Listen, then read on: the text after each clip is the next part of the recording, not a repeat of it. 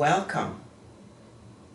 I am Dr. Ifoma Ikenze, a physician and a homeopathic practitioner.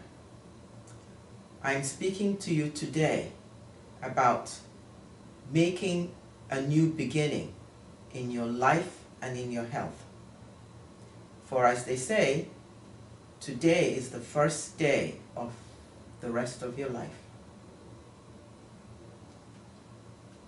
Let me start by telling you a bit about myself and my life.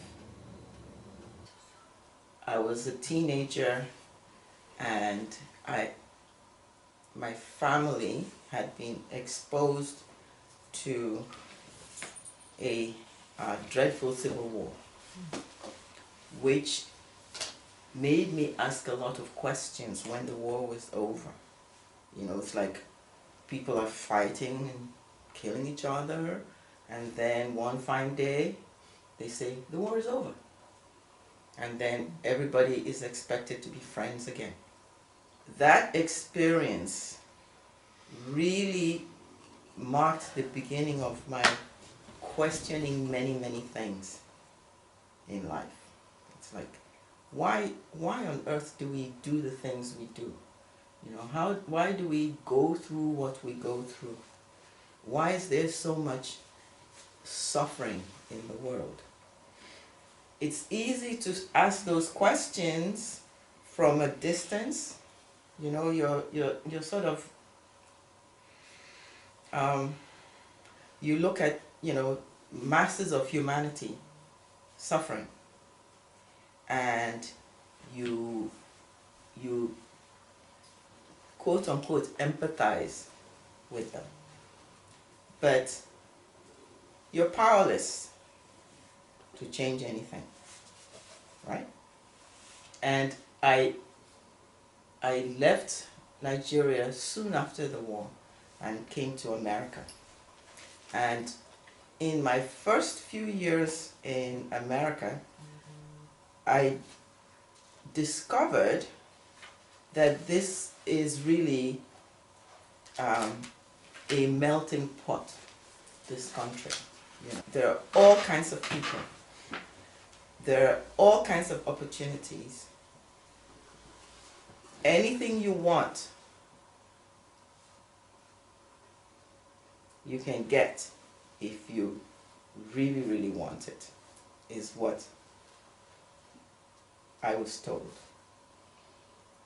At the same time, I discovered that all the problems that existed in the place where I was before existed in this new place that I came to.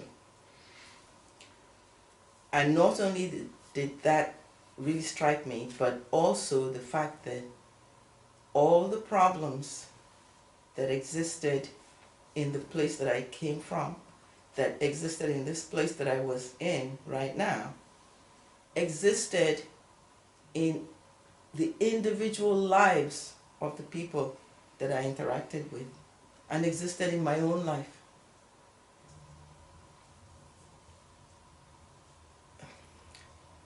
What actually led me to understand and realize that was that I was going to college in Boston at a small women's college that was next door to Harvard Medical School, the Boston Children's Hospital, which had a cancer institute in it. And at that time, you know, going back and forth to physics lab and chemistry lab, and walking through this quadrangle that was next to the Sidney Farber Cancer Institute, and seeing these families with little children with cancer. And the question that came up with me was, why would a little kid have cancer? You know, it's like, why would a little kid have cancer? Where did that come from? You can't say the kid was smoking for 40 years. You can't say, well, you know, the kid was had toxins, you know, in his body. Okay, if it had toxins in its body, toxins were in the mother's body, why would the kid have to pay the price of the cancer and not the mother? The other thing that struck me was these kids who were sick came with their parents, and I could see on the faces of the parents that the parent suffered even more than the kid that was sick. And for those of us who have kids, we know that when our kids are having troubles, we feel the pain as much or even more than the kid. These were all issues that led me to want to study medicine. But to study medicine really more to understand not the pathology of illness, but to understand the origins of the pathology of human beings. You know, why do these terrible things happen to us? And moreover, when we look at our society as a whole, we have to understand that the society is made up of individuals.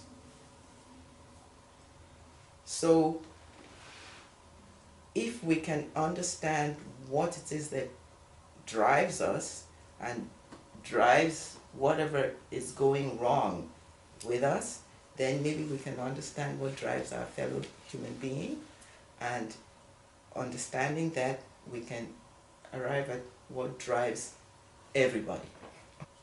I went to medical school, I studied pathology, biology, biochemistry, chemistry, physics, and all those wonderful things, and came out believing that I had a very well-rounded education.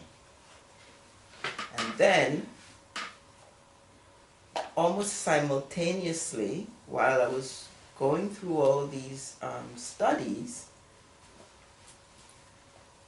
I met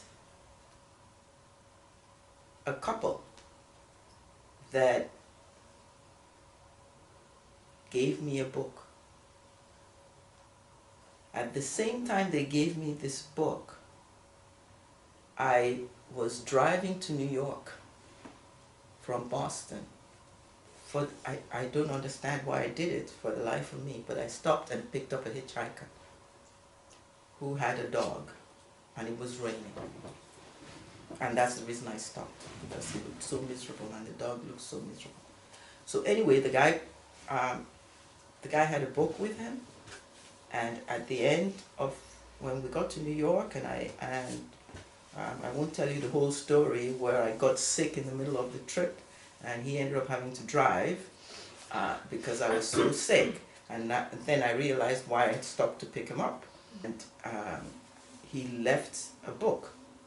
He gave me a book, and he wrote in the book, you know, to a nice young lady who stopped and picked me and my dog up in the rain. And the book was a book on Zen Buddhism. I started reading this book on Zen Buddhism, and it talked about, you know, meditating and emptying your mind. Let your mind be empty and free. And when I was done reading the book, it was about this thick, you know. When I was done reading the book, then I thought, oh, wait a minute, I have this other book that I haven't read. So I started reading this other book as well. And when I started reading this other book, it was like, oh, it explained everything in the Zen book.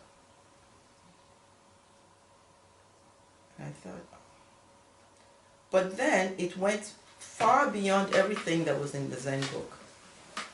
And it explained many other things to me. But the one thing that it really brought up to me was my own personal struggle with what at the time I perceived as gender discrimination, color discrimination. If you wore a skirt, you were inferior. Your mind wasn't believed to work as well. And the more I read into this book, the more I began to realize that there's a reason why that belief has developed through many, many eons of the development of mankind. It's not something peculiar to America. It's not something peculiar to the Western world. It's something that exists everywhere, everywhere. And the more I thought about it, and the more I read in this book, then I came to become interested in the history of human beings. When did we first start to think? When did we first start to communicate with one another with language? When did tribes even start coming together, and so on? Okay. If you study, anthropology and look at all the different tribes in the world, Asian, Latin American, indigenous Australian and New Zealanders, people in the Pacific, everywhere, the Germanic people, the ancient Romans and Greeks, the Egyptians. The first thing that struck me was that in all of these societies, in the very beginning, they all came together and they had stratified organization to the society. The warriors, there were the work people, and then there were the priestesses. All three were equally valuable and necessary for the tribe to exist. But if you look at the ancient people, almost invariably there were priestesses rather than priests. They were usually what were called Vestal virgins. You ever heard that expression, Vestal virgins? Okay. These people did not actually have religion. They went along with what they observed in nature. And they believed that if you got sick, you were sick because you had somehow committed an infraction against nature. And before the white man came to North America, it was the same thing. They worshipped nature, or they believed in nature, or they obeyed the laws of nature. Call it whatever you wish.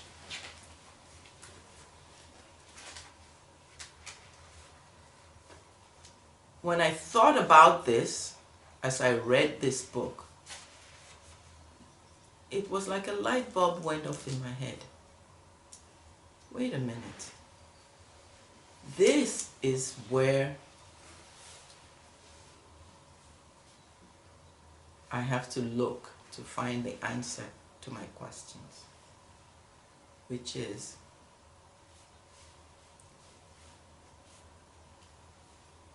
whatever I need to understand nature first, because our body is a product of nature.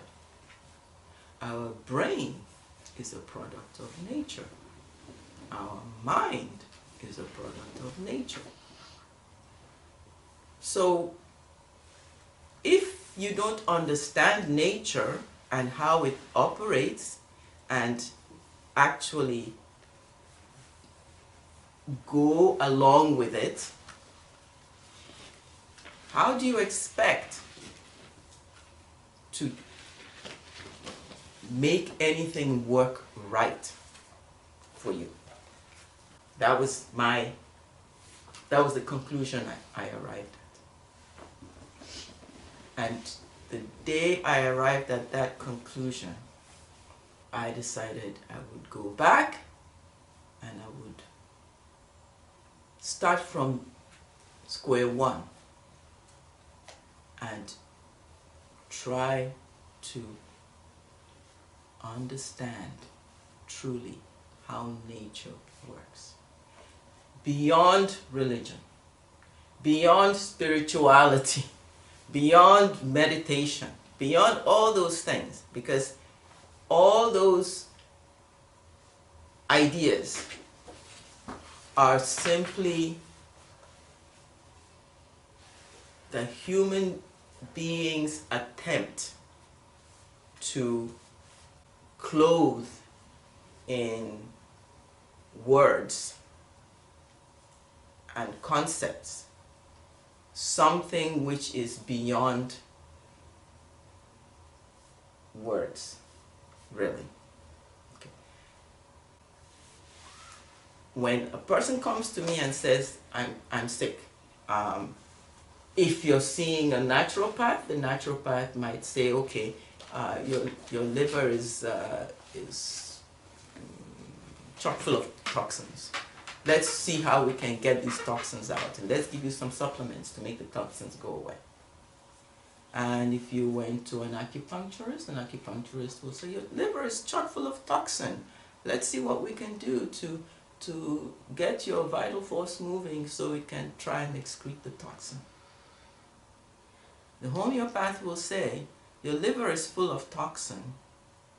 Where's that toxin coming from? That toxin is coming from you. It's not coming from anybody else. And that toxin is coming from you, not just from what you ate, not just from what you breathed, but that toxin is coming from your emotions and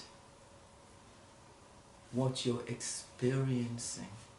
I think most of you have experienced that when you're not feeling well and the homeopath sits with you and says, okay, tell me what's going on in your life.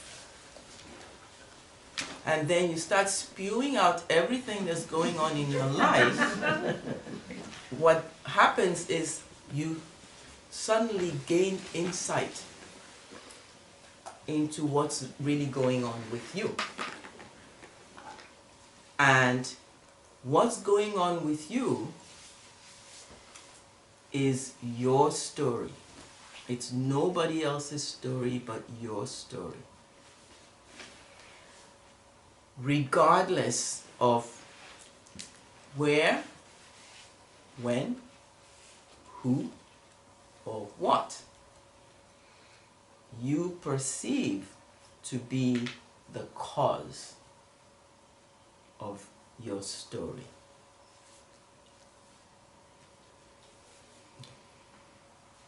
This is so important.